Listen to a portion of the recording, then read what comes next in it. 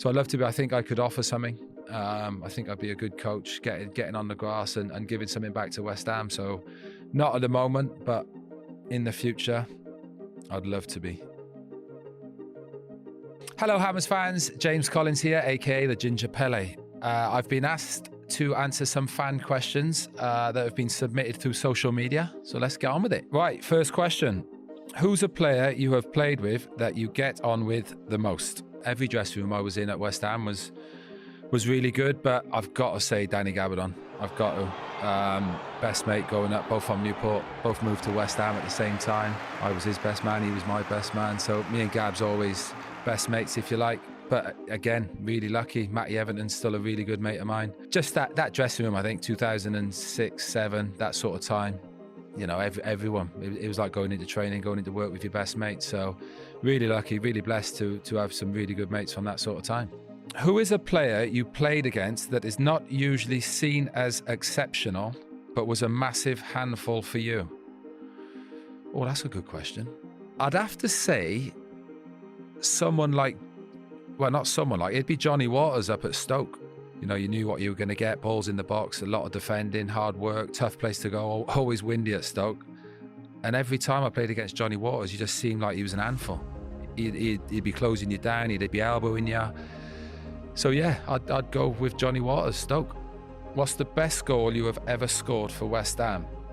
I mean, it's slim pickings, really. I think I only scored 5 or 6 at Stamford Bridge against Chelsea. Gone up for a corner, sort of, I've appealed for like a handball, I think, and the ball's dropped down to me, and I didn't use my left foot a lot and swung my left foot at it and put it in the top corner. So that'd probably be my favourite goal for West Ham. Who was the toughest striker you faced while playing for West Ham? For me, it's an easy answer. I get asked this quite a lot. It's got to be Didier Drogba. Quick, strong, he could hold it up, he'd score a goal from outside the box, he'd score a little tap in, his movement was great.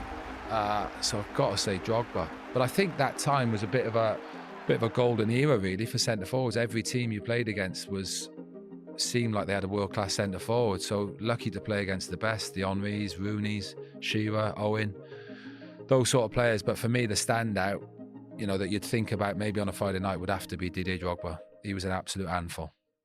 Next question. Who is the funniest character in the dressing room during your time at West Ham? The sort of funniest for, I don't know, sort of doing stuff, tricks, pranks and that would probably have to be Robert Snodgrass. I think if you had a lot of West Ham players doing these questions, a lot of them would say Robert Snodgrass. Just born funny, the guy. Really funny. Great footballer, but in the dressing room he was brilliant. And we had Angelo Agbono here, and he was a bit of a hothead, Angelo. Always involved in the banter, but he was Italian and a bit hot-headed, so Snods just used to wind him up. So every morning you'd come in and watch Snods wind Angelo up. It was brilliant. So I'd have to say Robert Snodgrass, funniest at West Ham. Who was the most underrated player you've played alongside at West Ham? I'd say Mark Noble, I think. I mean, there's a few. I'll put Matty Everton in that as well. I think Matty, you know, I played with him, and like I said, he's a mate of mine. I think he probably, at a time, was the best left winger in the league, behind Giggsy maybe, but probably should have played for England. Matty, great player, great lad. Danny Gabardon, another mate of mine, I'd have to put in that. I thought Gabs was probably the closest I'd seen to like a Rio Ferdinand. I know he won Ham of the Year at West Ham, but I think outside of that, I think he was a tremendous player, Gabs. Learned a lot from Gabs. But Nobes, I'll probably go with Nobes. Again, we know him at West Ham as being, you know, Mr. West Ham, and we all knew how good a player he was, but to never play for England, you know, for me is an absolute travesty. Me as a centre-half playing behind him could see what he was doing in front of you. So good to play alongside, and I think really underrated. I thought he was a tremendous player that definitely should have played for England. So there's 3 there: Danny Gabardon, Matty Everton, and Mark Noble, all underrated in my eyes. Next question. Who's your favourite manager out of Alan Pardew, Sam Allardyce, Alan Kirbishley and Slavan Bilic? I mean, this is going to sound like I'm sitting on the fence, but I generally liked all of them. So I was really lucky. All different, really. Alan Pardew, I was young, first come to West Ham, really good man manager, really good on the training pitch. Learned a lot from Pards. He was doing good, you know, defensive sessions and also trying to make us better on the ball. So Pards was brilliant. If I had to pick one out of the 4, I'd probably say Sam. He was great. He wasn't all football. He was great to be around, you know, when it wasn't all football. And just made it easy for me as a defender. It made it really easy. Do your defending, get the ball, give it to a better player. So that was something I loved and loved playing for him. But then Curbs, I had a great time under Curbs, 2007. Obviously the Great Escape season, where I feel I probably played my best football for West Ham in those last 10 games, keeping clean sheets when the chips were down. That's when I played my best football. So that was under Curbs. Slav, love Slav, absolute legend of West Ham. Great lad, really good man, was great to me.